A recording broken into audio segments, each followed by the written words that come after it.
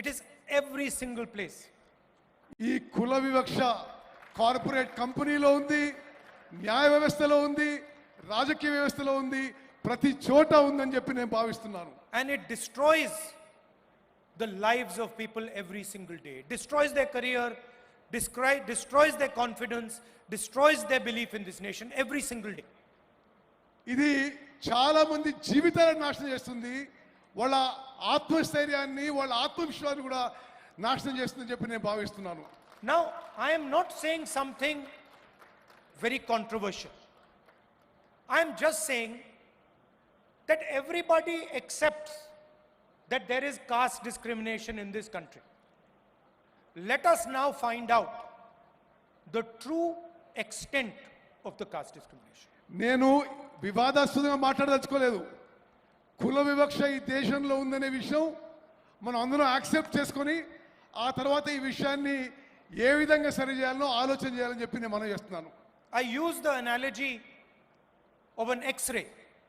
When somebody gets injured, the first thing you do, you go to the hospital, the doctor says, let us do an X-ray. నేను ఒక x ray లాగా పోలుస్తున్నాను. ఎట్లంటే ఎవరికి accident అయినా doctor మొదటిగా ఏమంటారంటే hospital పోయి ఎక్స్రే చేయించుకోవాలని. అదే పోలిక దీనికి ఇస్తున్నాను నేను. No one will ever say to you, please don't have an X-ray. No doctor will say it. Nobody will ever say to you, if you have got an injury in your arm, do not have an X-ray. మీకు దెబ్బ తాకితే ఎవరు కూడా doctor కూడా ఎవరు కూడా x ray చేసుకోవద్దని చెప్పరు మీకు. In fact, if some doctor were to tell you that I suspect that your arm is broken, but you should not have an X-ray, you will say that the doctor is crazy. ఒక doctor మీకు మీ చెయ్యి ఇరుగుండొచ్చు కానీ మీరు x ray చేసుకోవద్దు అని చెప్తే ఆ doctor పిచ్చోడు అనుకుంటాం మనం. The doctor does not understand the basics of medicine. అంటే ఆ డాక్టర్కి మెడిసిన్ యొక్క బేసిక్స్ అని చెప్పి స్పష్టమవుతుంది. And that is all I am saying. I am saying we all agree that there is a concept called caste in India. We all agree that there is a concept called caste discrimination in India. Let us simply measure it and tell everybody in this country the extent of this discrimination. That's all.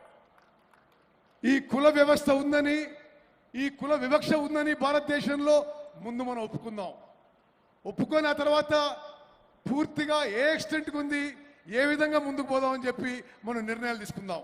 And the moment I say this, the people in the BJP, the leaders of the BJP, the Prime Minister suddenly start to say that I am dividing the country.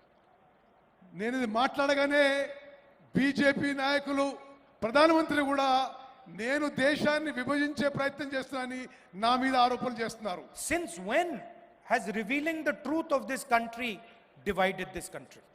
దేశం గురించి నిజం చెప్తే అది దేశాన్ని విభజించడమా అని చెప్పి నేను అడుగుతున్నాను. All we are saying is let us explore the truth. నేను అంటున్న ఒకటే, మనం నిజం పరిశీలించాలి, నిజం తెలుసుకోవాలని చెప్పి నేను మనం చేస్తున్నాను. Foundation of all our religions is truth. Foundation of all our religions is ahimsa. All we are saying is let us explore the truth of discrimination. అన్ని మతాల్లో ఉన్న విషయం మనం నిజంతో పోవాలని, మనం ఈ విషయంలో కుల విషయంలో కూడా నిజం తెలుసుకొని ముందుకు పోవాలని చెప్పి నేను మనం చేస్తున్నాను. First of all, let us find out how many Dalits, how many OBCs, how many Adivasis, how many minorities, how many general caste, how many women there are in this country. మనము ఈ census ద్వారా ఎంతమంది దళితులు ఉన్నారు, ఎంతమంది ఆదివాసులు ఉన్నారు, ఎంతమంది ఓబీసీలు ఉన్నారు, ఎంతమంది మహిళలు, ఈ వివరాలన్నీ కనుక్కునే అవకాశం ఉంటుంది. After that, let us find out how is wealth distributed in this country. అది చేసిన తర్వాత దేశం యొక్క ధనం ఏ విధంగా ఈ సామాజిక వర్గాల్లో మరి విభజించబడదో అది కూడా కనుక్కుందాం. What share of wealth do Dalits have? What share of wealth do OBCs have? What share of wealth do women have? Let us find this out. దేశం యొక్క ధనం దళితుల దగ్గర ఎంత ఉంది, ఆదివాసుల దగ్గర ఉంది, ఓబీసీల దగ్గర ఎంత ఉంది, అది మనం కనుక్కోవాలి. Let us find out how many poor general caste people there are. ఎంతమంది నిరుపేదలు ఉన్నారో మరి తెలుసుకోవాలి మనం. Let us ask ourselves the question, how many Dalits are there in corporate India? How many OBCs are sitting in the top 500 companies of this country? How many OBCs, Dalits, Adivasis are there in the judicial system? How many Dalits, OBCs, Adivasis are there in our forces? Let us ask these questions. Why are we scared of asking these questions? ఎంతమంది దళితులు, ఆదివాసీలు, ఓబీసీలు corporate కంపెనీల్లో కనుక్కోవాలి, న్యాయ వ్యవస్థలో ఎంతమంది కనుక్కోవాలి, సైనికులు ఎంతమంది ఉన్నారో కనుక్కోవాలి. ఇది అవసరం అని చెప్పి నేను భావిస్తున్నాను. The only people who can resist asking this question are the people who are hiding the truth, who do not want the people of India to know the truth about discrimination in this country. దీనికి వ్యతిరేకం ఉన్నవాళ్ళు కేవలం నిజం బయటికి రావద్దు అనే వాళ్ళే దీనికి వ్యతిరేకం అని చెప్పి నేను మనం చేస్తున్నాను. Those would be the people who benefit from the discrimination. వీళ్ళు ఈ కుల వివక్ష వల్ల లబ్ధి పొందే వాళ్ళే ఈ నిజం బయటికి రావడానికి ఇష్టపడటం లేదు. I'm still wondering why the Prime Minister has not publicly said that he wants to challenge the idea of discrimination in Indian society. నేను ఆశ్చర్యపోతున్నా, ప్రధానమంత్రి గారు ఇప్పటి వరకు కుల వివక్ష విషయాన్ని ఈ దేశంలో ఛాలెంజ్ చేయడానికి ముందుకు వస్తున్నానని ఒక్కసారి కూడా మాట్లాడలేదు. Why hasn't he said he wants to know how many Dalits there are in India's boardrooms? మరి ఇండియా కార్పొరేట్ కంపెనీల్లో ఎంతమంది దళితులున్నారో మరి నరేంద్ర మోదీ గారికి తెలియవద్దని ఎందుకున్నది? How many OBCs are in our judicial system? ఎంతమంది ఓబీసీలు మన న్యాయ వ్యవస్థలో ఉన్నారని మరి నరేంద్ర మోదీ గారికి తెలియాల్సిన అవసరం ఉంది. How many Adivasis are anchors in our media system? ఎంతమంది ఆదివాసీలు మన మీడియాలో యాంకర్ల పాత్ర పోషిస్తున్నారు కూడా తెలియాల్సిన అవసరం ఉంది. Why is he scared of asking these questions? ప్రధానమంత్రి గారు ఈ ప్రశ్నలు అడగడానికి ఎందుకు భయపడుతున్నాడు? I committed on behalf of the Congress party in Parliament House that we will carry out a national caste census. నేను కాంగ్రెస్ పార్టీ తరఫున పార్లమెంట్ లో స్పష్టంగా చెప్పిన మేము జాతీయ స్థాయిలో క్యాస్ట్ సెన్సస్ చేస్తామని హామీ ఇవ్వడం జరిగింది. And we will demolish the artificial barrier of 50% reservations that has been placed in front of this country. ఇప్పటి వరకు ఏది ఉందో 50% వరకు రిజర్వేషన్స్ అది మేము ఎత్తేస్తామని చెప్పి నేను మనవి చేస్తున్నాను. And for me, Telangana is the model of the national caste census. నాకు తెలంగాణలో జరుగుతుంది జాతీయ స్థాయిలో కాస్ట్ సెన్సస్ కి ఇదే మోడల్ గా నేను భావిస్తున్నాను. And I think I'd like to thank the leadership of Telangana because they have done a truly beautiful thing in this process. Telangana నాయకత్వాన్ని మనస్ఫూర్తిగా అభినందిస్తున్నాను. ఈ ఎక్సర్సైజ్ లో చాలా బాగా ముందుకు పోవాలని చెప్పి నేను మనవి చేస్తున్నాను. And when I was coming here in the car, I was thinking to myself, we do not want a bureaucratic caste census. నేను కారు వచ్చి అనుకున్నా బ్యూరోక్రసీ ద్వారా చేసే క్యాస్ట్ సెన్సస్ మాకొద్దు. We don't want some bureaucrat sitting in some corner somewhere to decide the questions that the caste census will ask our people. ఏ బ్యూరోక్రాటో అధికారియో ఆ caste census లో ఏ questions అడగాలని వాళ్ళు డిసైడ్ చేయొద్దని చెప్పి నేను భావిస్తున్నాను. Because in fact this will be an insult to the people of India. అది తెలంగాణ ప్రజలను అవమానించమని చెప్పి నేను భావిస్తున్నాను. We want the people of India to ask and decide what questions are going to be asked in the census. మేము సామాన్య ప్రజలు నిర్ణయం చేయాలి ఏ ప్రశ్నలు అడగాలి ఏ ప్రశ్నలు అడగాలని చెప్పి. We want the Dalits, the OBCs, the Adivasis, women, we want them to decide exactly what questions are going to be asked. నేను కోరుకునేది దళితులు, ఆదివాసీలు, ఓబీసీలు వీళ్ళు నిర్ణయం చేయాలి ఎటువంటి ప్రశ్నలు అడగాలని చెప్పి నేను. And as a result, we will not just get a caste census, we will get a political instrument, a developmental instrument that will define how this country will progress.